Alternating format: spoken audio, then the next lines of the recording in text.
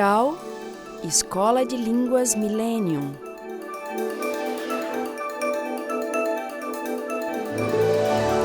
Próton Editora.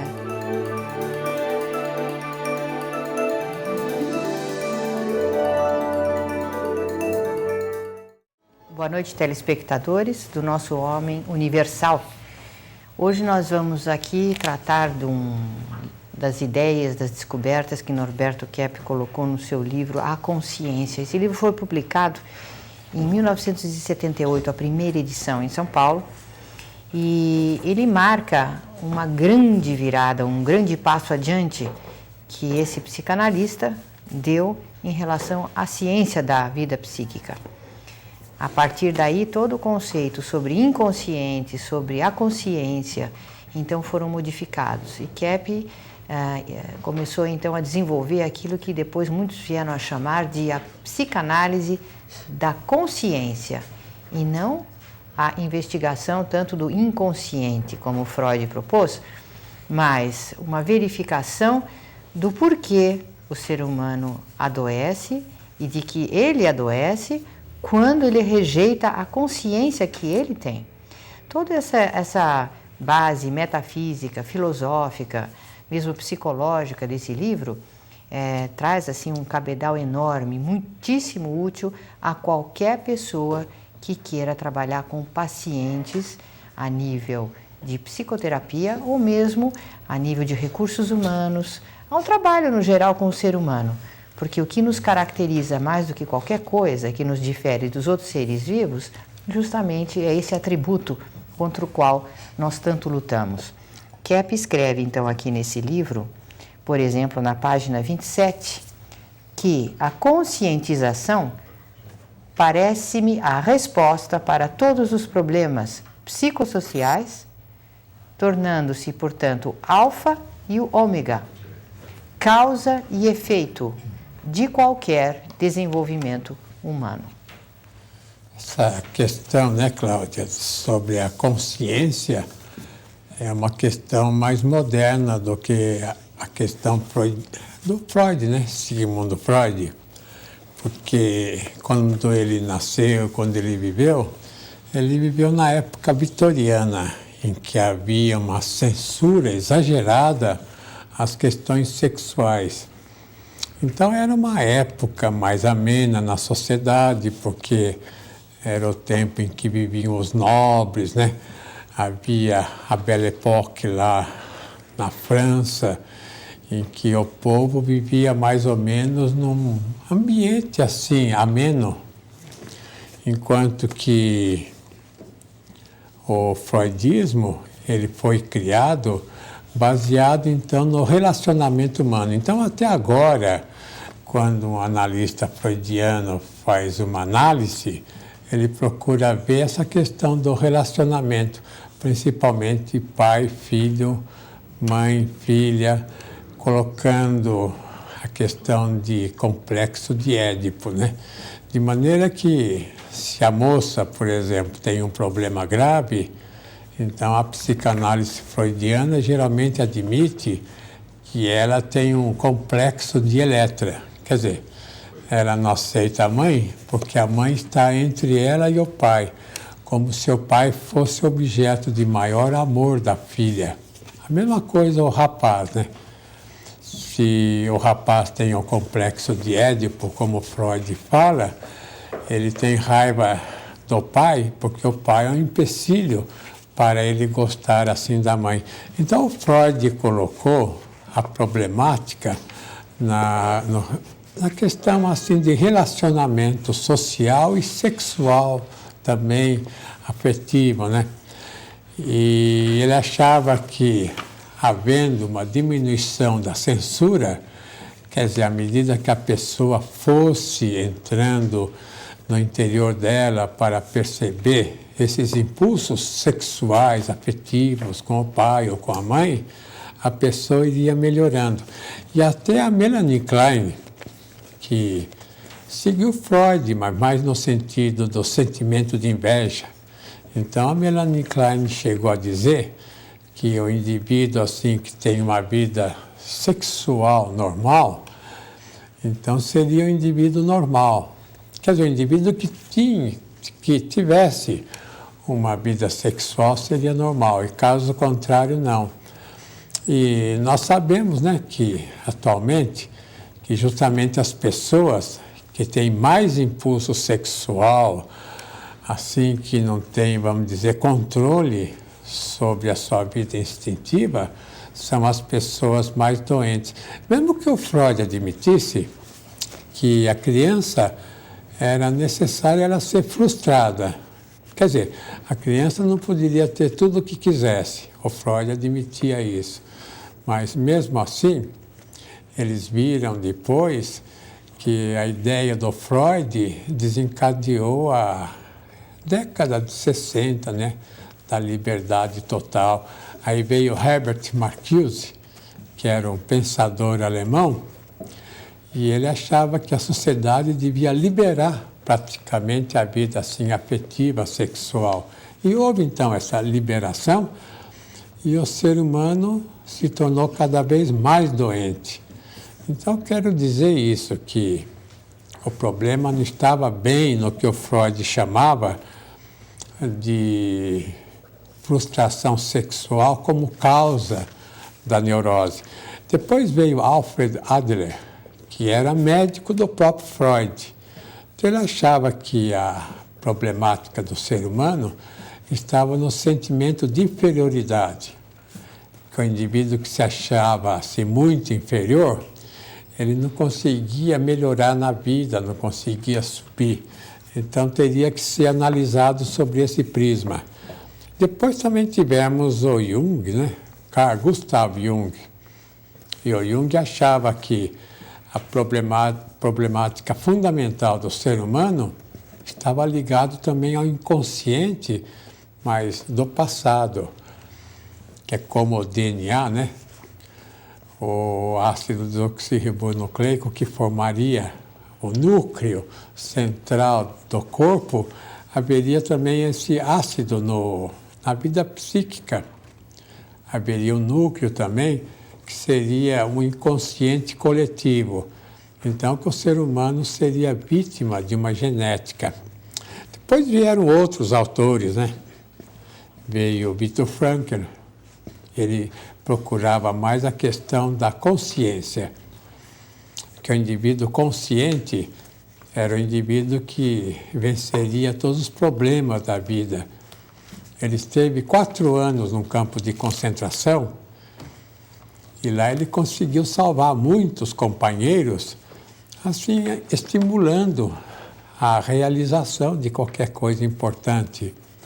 Então, a ideia dele era da pessoa dar um sentido para a vida, que com isso a pessoa se interessaria para a vida, mas não no sentido assim, só afetivo, sexual, né? No sentido de, por exemplo, tinha um companheiro lá que estava escrevendo uma enciclopédia, e a pessoa havia abandonado essa ideia, mas voltando a escrever, mesmo lá no campo de concentração, ele voltou a ter interesse e se salvou também. E depois o Igor Caruso, né? Igor Caruso era um conde russo. Ele que me convidou para estudar com ele em Viena. Ele via mais o aspecto, assim, vamos dizer, filosófico. Ele achava que o indivíduo era doente porque ele via as coisas absolutas como relativas. Por exemplo, Deus, o ser absoluto, ele não dava tanta importância. Ou então, ele tornando uma coisa relativa em absoluto. Por exemplo, o dinheiro, né? Ele colocaria o dinheiro acima de tudo. Então, ele tornaria o dinheiro o Deus dele. Aí seria uma pessoa doente, ou outra coisa qualquer. Então, gostaria de mostrar um esquema para esclarecer.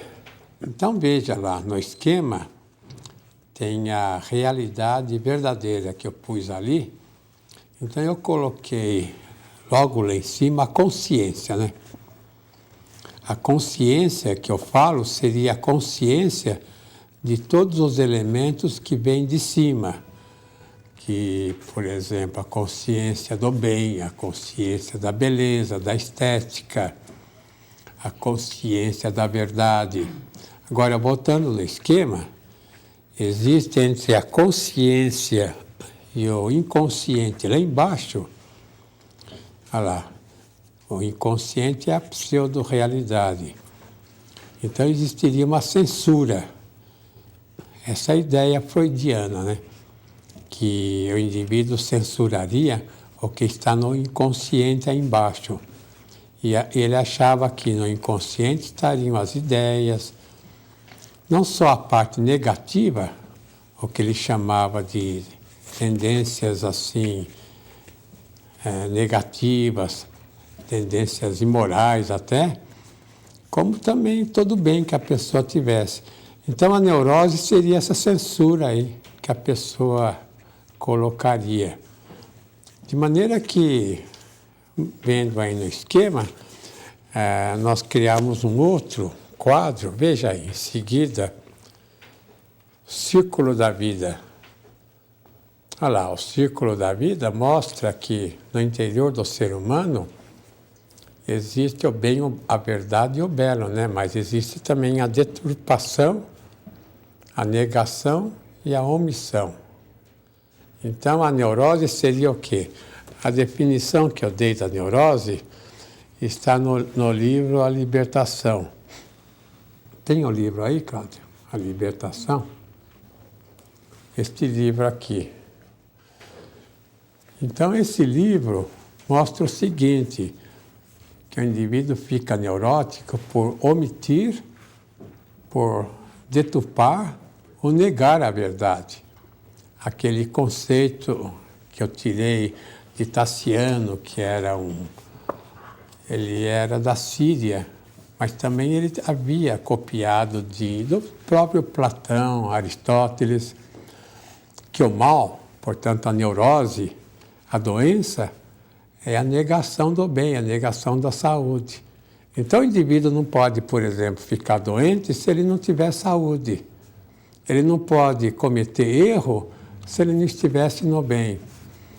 Então, se o indivíduo tem um problema qualquer, vamos dizer, um problema assim de caráter, é porque atrás desse problema de caráter, esse problema de ruindade dele, existe o bem. Então, a pessoa, quando tem uma doença, quando tem um problema grave, uma falta de sociabilidade, né, na sociedade, de relacionamento, é porque na base ele tem o contrário, ele tem algo perfeito. Agora, é claro que essa perfeição vem diretamente do Criador, né? Eu tenho até um cliente que me falou o seguinte, ele tem muito sentimento de culpa, né? Tem a consciência delicada, como se fala. Então, que ele entrou numa igreja com sentimento de culpa e viu lá no altar Nossa Senhora com o menino Jesus no colo e ele tinha um bastão na mão. Então, ele passou debaixo e disse que ele abaixou a cabeça achando que o menino Jesus ia dar uma bastonada nele. Isso é só uma ilustração para mostrar como o indivíduo, às vezes, tem sentimentos de culpa exagerados, né? Mas nós já voltamos, né?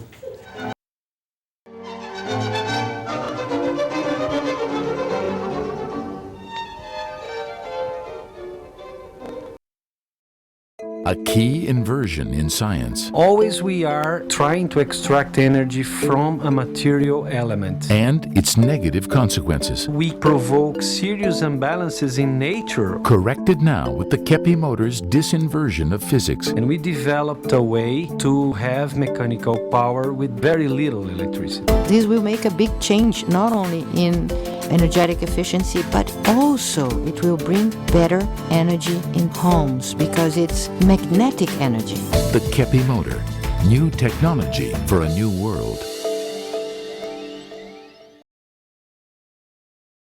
The interview's going wonderfully. It's a big opportunity at a great salary. Only one hurdle left. A conversation with your new director. She's from California. Now, don't you wish you'd learned English?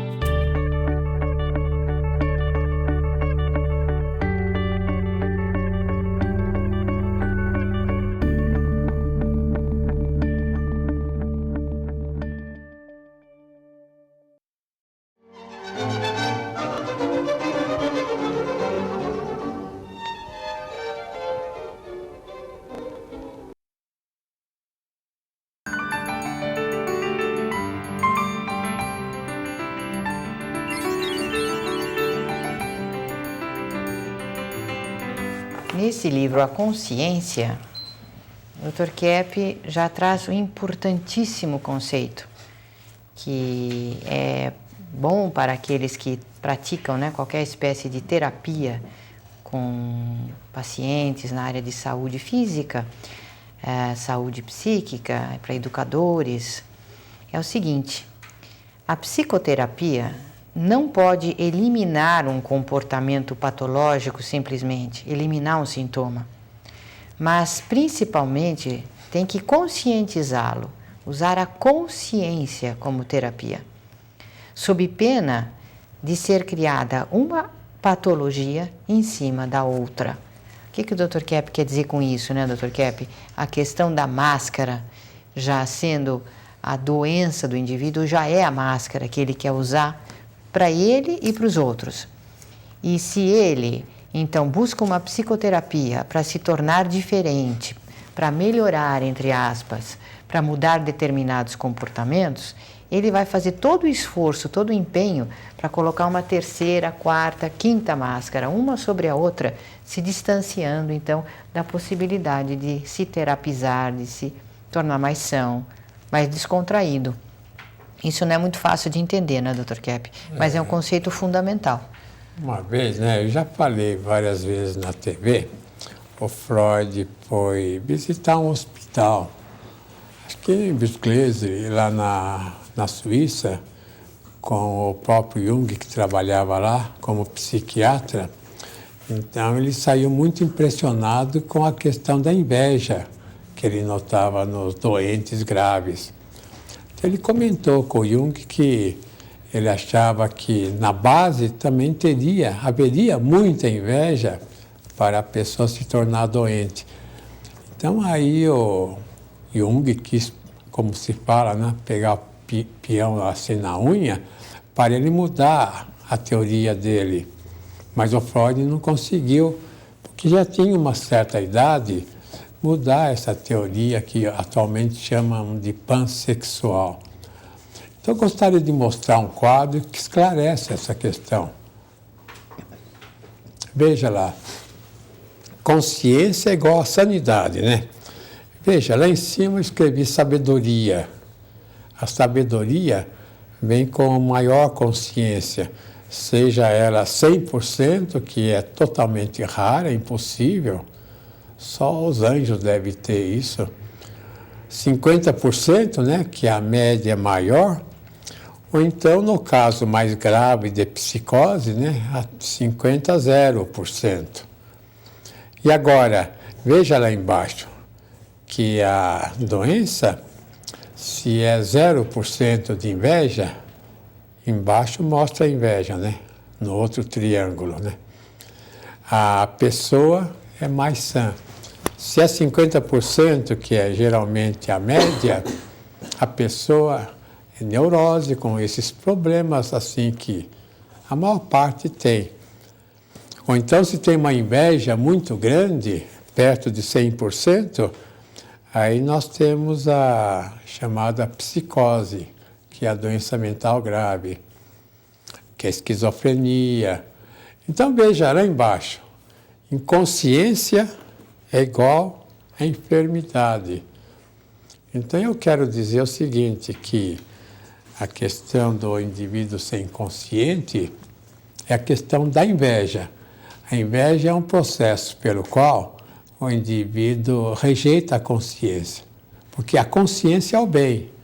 Mesmo que a pessoa tenha consciência de um problema dele, ou consciência de um problema dela, né, da pessoa, a consciência é sempre algo são na pessoa. Agora, a inveja é ao contrário.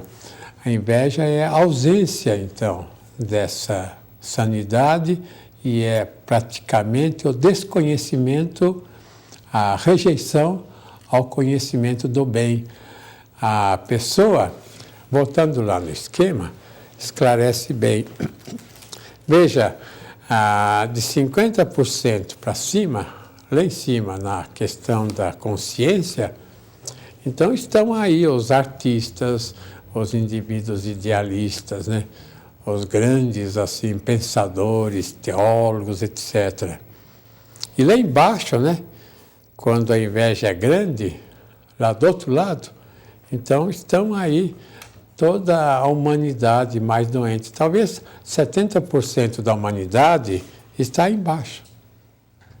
Daí essa questão terrível que existe, em que a humanidade não consegue resolver essa problemática do dinheiro. Conversando com o cliente hoje, eu mostrei para ele que a questão do dinheiro, não é se a pessoa tem ou não tem. A questão do dinheiro é se a pessoa se apega ou não ao dinheiro. Ela pode ser milionária ou miserável e não ter nenhum apego ao dinheiro. Ou então pode ser milionária ou miserável e ter um apego enorme. Quer dizer, é uma questão da pessoa colocar o dinheiro, ou colocar os prazeres, ou a vida oral, né? A alimentação acima das outras coisas, ou não. Ou colocar isso num plano secundário e o bem, assim, a caridade. Veja, a questão da caridade é a questão de tratar bem o próximo, de ajudar o próximo, de amar o próximo. Praticamente 90% da humanidade não tem essa atitude. E Thomas Hobbes falou, né? O ser humano é lobo a outro ser humano. E a gente até pode dizer que o ser humano é demônio para outro ser humano. Ele se ganha, por exemplo, uma certa quantia, ele por que quer ganhar mais e mais e mais e mais? Ele quer ganhar para atacar o próximo. Então vamos ver agora a questão das perguntas, né, sobre a consciência. Exatamente, os nossos entrevistados da noite.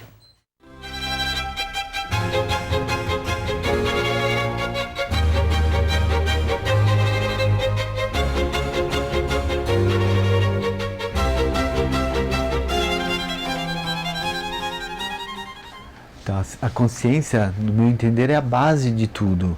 É o que faz, o que diferencia o ser humano de qualquer outro ser.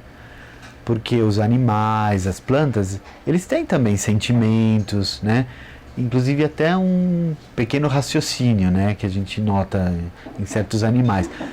E até muitos têm um raciocínio até avançado. Mas consciência eles não têm. Então, é o que diferencia o ser humano de qualquer outro animal. A própria origem etimológica da palavra quer dizer consciência, quer dizer estar com a ciência, estar ciente, né? Conhecer, saber. Então, quer dizer, vamos dizer, todo o conhecimento que está intrínseco, que já vem dentro de nós. É a nossa ligação com o divino, é o que nos faz refletir e pensar da onde nós viemos, para onde nós vamos, quer dizer, tudo, a filosofia, quer dizer, tudo o que nos faz viver, sermos seres humanos, é a consciência. É algo que nós já nascemos com ela. São conceitos que nós já trazemos, que nos dá ideia do que é bom, belo e verdadeiro. Eu pensava de uma determinada maneira. Eu achava que existia apenas a consciência social. E a partir da leitura, né, do livro A Consciência, me veio um outro entendimento, que nem o Dr. Kepp fala, que a consciência ela existe por si, né, dentro de cada um. Então eu entendi que a consciência ela é que dirige, né, a nossa vida, ela é que realmente faz uma relação até com todo o mundo exterior, né, inclusive até com o social. Bom, eu acho que um aspecto muito importante do trabalho do Dr. Kepp é que ele justamente coloca a sanidade baseada na consciência e não na inconsciência, como era a orientação freudiana, né? Então a consciência é um elemento que nos liga ao divino, à bondade, à beleza e à verdade que existe na criação. E como nós somos seres que existimos dentro dessa criação, ligados a ela, a consciência existe independente da nossa vontade. A única coisa que nós podemos fazer é aceitar essa consciência ou negar a consciência. Só que neste caso nós criamos uma angústia muito grande porque nós estamos nos colocando contra a nossa própria essência. ter consciência não é apenas algo intelectual, no sentido de se ter informação, mas é uma união entre o pensamento e o sentimento. Ela tem tanto um sentido de percepção da realidade quanto de ética, moral. E justamente um ponto muito importante que eu vejo no livro A Consciência, do Dr. Keppe, é que ele mostra essa natureza dialética da consciência. Então, só quando nós estamos no bem é que nós percebemos o mal. Só quando nós estamos na consciência é que nós percebemos a nossa inconsciência. Por exemplo, se nós estamos só vendo o mal, só vendo coisas ruins, isso não é dialético, então não é consciência. Ou, por outro lado, se nós queremos ver só o que é bom e não queremos ver o que é ruim, também não é dialético, não é consciência. E é justamente isso que nos leva ao processo de inversão, ao processo patológico de inversão. Porque nós vemos no bem o mal, nós vemos na consciência um problema, nós vemos na verdade, a verdade como sendo algo dolorido. E não que essa dor venha justamente da rejeição que nós fazemos em aceitar essa verdade. O Alex Frascati, ele falou da consciência, né, que é um fator praticamente inato. O primeiro a falar mais claramente em consciência foi Sócrates, né, aquele pensador da Grécia, da antiga Grécia. Ele falava que a consciência é a voz de Deus no interior do ser humano, que é praticamente algo, portanto, inato e que toda pessoa tem. E o que a consciência fala, né? Para fazer o bem e evitar o mal. Então, a consciência é algo que nenhuma pessoa pode dizer que não tem. Ninguém pode se eximir de que não tenha consciência, que não saiba o que faz. A questão é se a pessoa aceita ou não. A consciência é como a intuição, né? Por exemplo, a percepção da divindade. Deus não precisa ser provado que existe. O ser humano tem na estrutura dele, vamos dizer, a percepção da divindade de Deus. É por isso que não existe nenhum povo ateu, é por isso que não existe nenhuma filosofia ou revelação que não conte, por exemplo, com as questões divinas. De maneira que a consciência, a pessoa nasce e vai até o fim da vida com ela. Agora ela pode abafar o máximo que ela puder ou desenvolver, no caso dos indivíduos de muito talento. Então, assim como nós não somos donos da nossa própria vida, da nossa criação, nós não nos criamos, nós também não somos donos da nossa consciência. A gente, como o senhor disse, pode aceitá-la e viver em paz, ter um grande alívio, ou rejeitá-la e criar um grande tormento e todas as doenças. Retornamos dentro de instantes.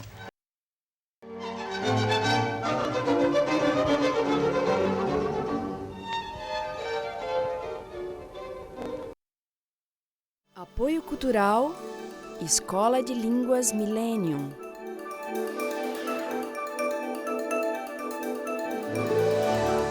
Odontologia Psicossomática Trilógica.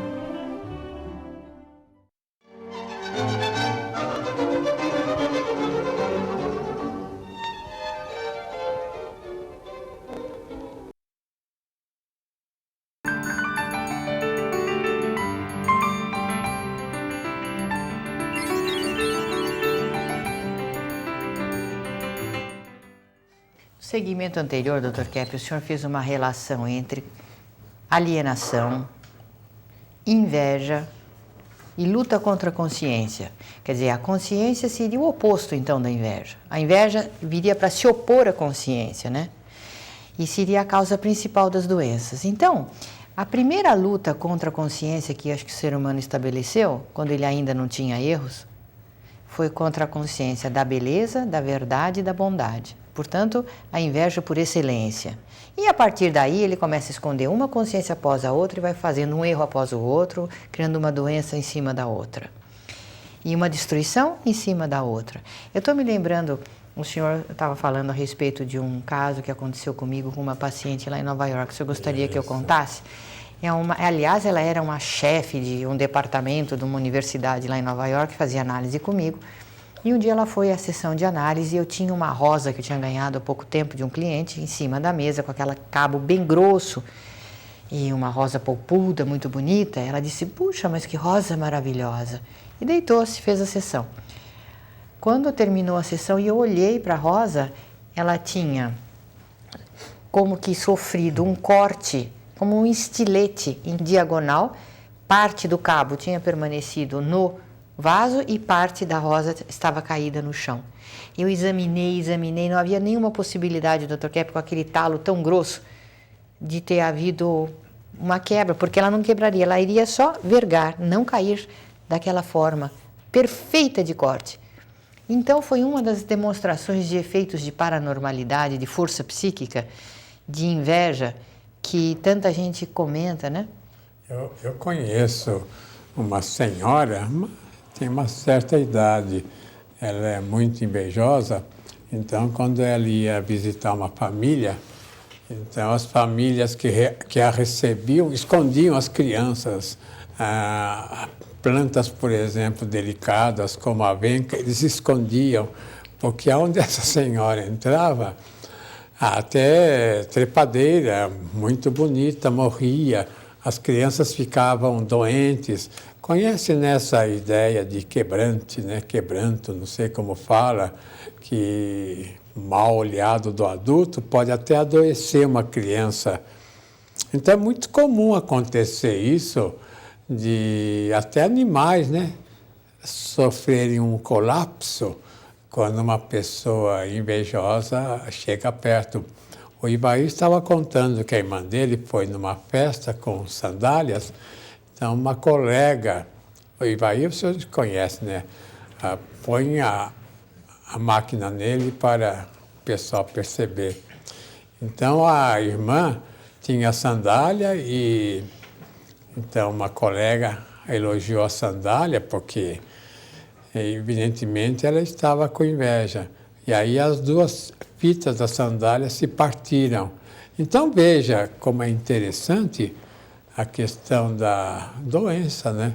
Que não só a pessoa assim, atinge os outros com a sua inveja, basta lembrar Caim e Abel, né? Que é um fenômeno típico bíblico sobre isso, ou então pessoas que assassinam os outros, que roubam os outros, que sequestram. Todos têm uma causa na neurose. Então, não só isso, mas a própria pessoa, ela pode até morrer por causa de tanta inveja que ela possa sentir do próximo. Então, vamos ver a segunda pergunta, né, baseada no livro A Consciência.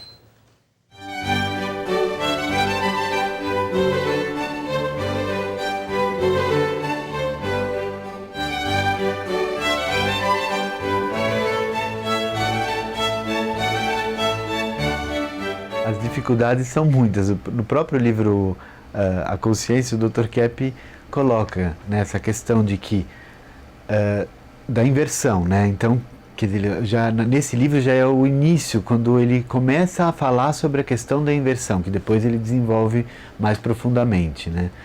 Mas então coloca que, quer dizer, o nosso grande problema é a gente achar que ver é ser, né? Então a gente tem a impressão que se a gente vê um problema ou vê qualquer coisa, que então a gente passa a ser daquela maneira. E não, que a gente ver é, vamos dizer, o início da cura, né?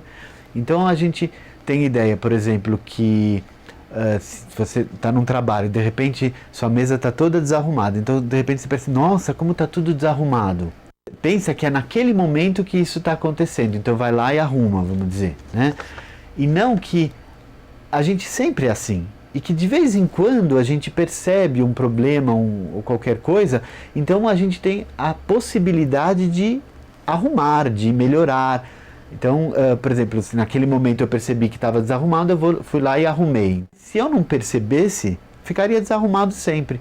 E é isso que acontece na nossa vida. Quer dizer, tudo aquilo que a gente não percebe é o que domina a nossa vida. Porque a gente não percebendo não tem a chance de corrigir. E tudo aquilo que a gente percebe é o que a gente controla e melhora na nossa vida. Então a gente tem ideia de que, por exemplo, uma pessoa que progrediu, uma pessoa que está bem na vida, uma pessoa que é calma, tratando com os outros, que ela é assim por natureza, vamos dizer que ela nasceu assim e que a gente nunca vai ser dessa maneira. E não que essas pessoas são as pessoas que têm mais consciência, percebem os problemas, as agressões, etc., e seguram isso. E por isso são pessoas melhores, estão melhores na vida e tudo.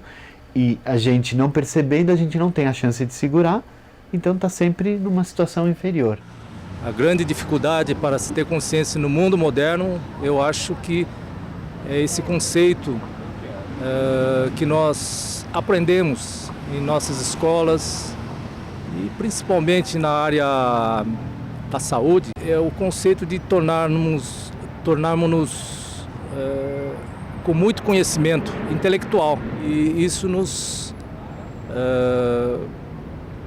traz algo que a gente chama de teomania, megalomania, muita arrogância. E nós começamos a ter dificuldade em enxergar nossos próprios erros e corrigi-los. Verificamos também que no mundo atual, moderno, a vontade está muito invertida. Vendo por mim mesmo, né, que hoje eu estou vendo que eu tenho pouca consciência, né, dos meus problemas, das minhas dificuldades, né, do meu interior, né, é o fato até do próprio isolamento, de até não se expressar, né, aquilo que a gente sente, aquilo que realmente a gente pensa de uma forma mais correta, né, e também o que atrapalha, eu acho, a gente atingir uma consciência é uma falta de humildade, né? Ou seja, a gente acha que é melhor do que aquilo que é realmente. E isso, acho que essas três coisas atrapalham muito, né? A gente entrar no interior da gente, né? E perceber as coisas. A dificuldade que eu vejo para o ser humano aceitar a consciência é justamente porque ele escolheu viver o mal. O pecado original era conhecer o bem e o mal. E aí mostra, inclusive, a nossa teomania, porque nós queremos ser mais do que Deus, superior a Deus. E sempre que nós temos contato com o bem, com a bondade, com a verdade, nós percebemos essa escolha que nós fizemos. E aí nós utilizamos todos os mecanismos patológicos, psicopatológicos, para inconscientizar esse fato. Então nós entramos na inversão, nós vemos aquele bem que nos mostra o mal como o mal. Nós fazemos uma projeção, porque nós não queremos perceber esses problemas no nosso interior, então nós culpamos tudo que existe no exterior. E também nós atacamos tudo que é bom, tudo que é belo, por causa da nossa inveja, porque nós acreditamos que esse bem que nos faz mal, e não que ele apenas seja um espelho da nossa maldade. Por isso que a sociedade ela ataca os seus gênios, desde Sócrates, Cristo, Luther King, Gandhi, porque essas pessoas elas trazem muita consciência ao ser humano. Então nós preferimos criar uma sociedade em que exista o feio, o destruído, músicas dissonantes, porque assim nós não precisamos perceber todo esse mal que nós criamos. Eu gostaria agora que o doutor Ademar, que trabalha em pronto-socorro, em hospital, ele desse um exemplo de uma questão da conscientização de uma cliente que ele tinha lá. Então, esse paciente era vendedor, né, com 27 anos, e ele apareceu lá no hospital com uma obesidade assim, praticamente mórbida, 110 quilos. Então, o que acontece? Eu comecei a averiguar a história dele. E ele falou que namorava uma menina há 3 anos e já estava quase casando. Só que, na hora H, ela saiu fora. E ele ficou assim, muito com raiva, entendeu? Muito ansioso. E ficou assim, praticamente começou em mais ou menos 1 ano, ele engordou acho que 30 quilos, mais ou menos. Aí eu perguntei assim para ele, mas vem cá, como que você viu a atitude da sua ex-noiva tal? Assim, não, foi traição, agressão. E ela, como mulher, como que você via? Não, como beleza, né? Uma pessoa, assim, delicadeza, feminilidade. Então eu tentei mostrar para ele que assim ele estava agredindo, no fundo, essa beleza também no próprio corpo dele, porque ele era uma pessoa até afeiçoada, tudo, o melhor vendedor da firma, e depois, em 1 ano, ele acabou com o próprio corpo. Ficou com 110 quilos. Aí, quando ele percebeu essa consciência, ele se tranquilizou mais e parece que teve vontade assim, de realmente começar a fazer um regime. Então, os senhores notem, né, que a questão de obesidade está muito ligado à questão de frustração, se a pessoa aguenta ou não as frustrações que a vida traz. Porque a questão da frustração é constante em toda a vida de uma pessoa.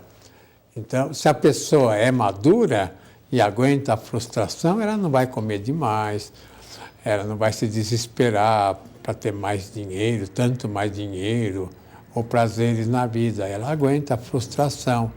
E essa questão de aguentar a frustração é que traz muita saúde para a pessoa. Nós já voltamos.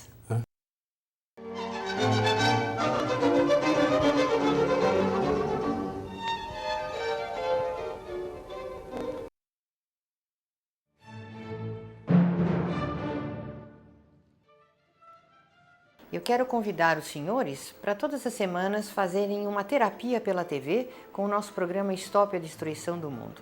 Conheça as causas inconscientes, psíquicas e sociais que estão causando a destruição do meio ambiente, da economia, da sociedade e da nossa saúde orgânica, psíquica e até mesmo econômica. Não se esqueçam, nesse canal, com o Dr. Norberto Kepp, psicanalista e cientista social, a trilogia analítica que faz a unificação do sentimento, do pensamento e da ação. Até lá.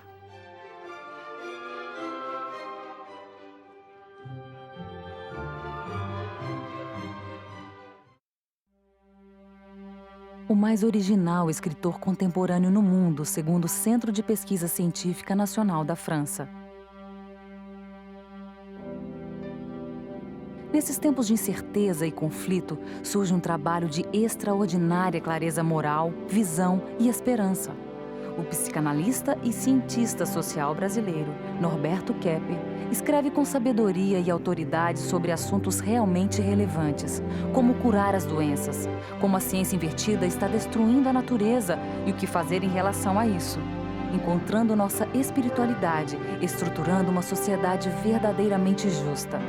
Em meio a mais de 3.000 livros publicados por dia no mundo, Dr. Kepp está entre os mais preciosos. Livros de Norberto Kepp, Ciência Trilógica, abrindo as portas para um novo mundo.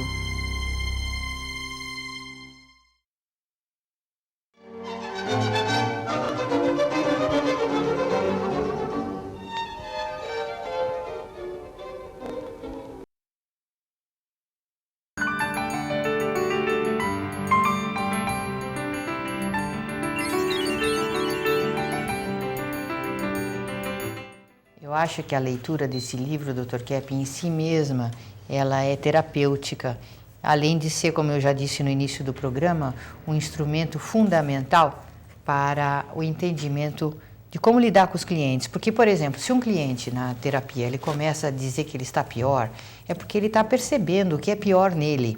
Então, terapeuticamente falando, é uma boa coisa. É um progresso importante na análise de um indivíduo ele começar a entrar em contato com o que é pior no interior dele. Porque justamente como o senhor diz aqui, da censura à consciência que o importantíssimo nessa fase da ciência psíquica é trabalhar com a censura que o ser humano sempre fez em ver as coisas. Que o importante é trabalhar com a censura à consciência, que a pessoa deve reprimir as suas más ações, mas a sua consciência nunca, porque cada elemento que é censurado, ele se transforma em algo mais forte, ele ganha força. Cada problema, cada defeito nosso, cada vício que ele é censurado, tratado com censura, ele ganha em intensidade. Inclusive, para a gente ter uma ideia do grau de censura da pessoa, basta ver, por exemplo, o grau de doenças orgânicas que ela tem, Dr. Kepp. Isso o senhor já falava nesse livro. Você sabe, Cláudia, eu vou fazer uma pergunta para você. Por que será que, geralmente, as grandes livrarias, por que esses distribuidores de livros, né, e, em geral, fazem, assim, um ouvido mocos, quer dizer... surdos. Ao nosso trabalho, que você falou aí, que o livro é terapêutico. Todo livro que nós escrevemos é terapêutico. Por que será, né, que não há uma promoção tão grande como fazem do Paulo Coelho, como fazem de outros autores? Eu já ouvi algumas pessoas dizendo, Dr. Kepp, que o senhor, nos seus livros, o senhor vai com o dedo na ferida. Eu não sei se é essa a resposta que o senhor esperaria que eu desse. Mas tem outra também. A pessoa vai, então, lendo um livro, ela vai naquilo que ela tem de mais problemático para poder corrigi-lo. Mas tem outra que eu acho que é a mais fundamental, sabe qual é? Qual é? É a questão do poder econômico, que teria um enorme prejuízo. Porque lá no HC, né, no Hospital das Clínicas, eu trabalhava com o professor Edmundo Vasconcelos, na clínica do aparelho digestivo. Ele era operador. E ele dizia sempre para mim, se meu trabalho entrasse, iria causar um grande estrago para essa medicina tradicional organicista, inclusive os laboratórios, né, que vendem remédios, e que a gente sabe, né, que o remédio cura o mal e traz 4, 5 males. Às vezes traz muito mais males do que bem para a pessoa. De maneira que há um cuidado muito grande do pessoal que tem o poder econômico de abafar o nosso trabalho, de encobrir o nosso trabalho, para que eles não percam, né, os lucros fabulosos que eles têm. Então, eu gostaria de mostrar mais um quadro para ver o que acontece na vida psíquica. Veja lá. Uma luta entre a consciência e a inconsciência. Veja, lá em cima tem a consciência, né? Quanto mais consciência, menos inconsciência. Então, a sanidade está na consciência lá em cima, né? E a insanidade está no chamado inconsciente do Freud. Quer dizer, quando o indivíduo começa a esconder algo para ele próprio, ele começa a ficar doente. Então, a questão da censura é fundamental para a pessoa evitar mais males para a vida dele. Vamos ver agora a terceira pergunta, né?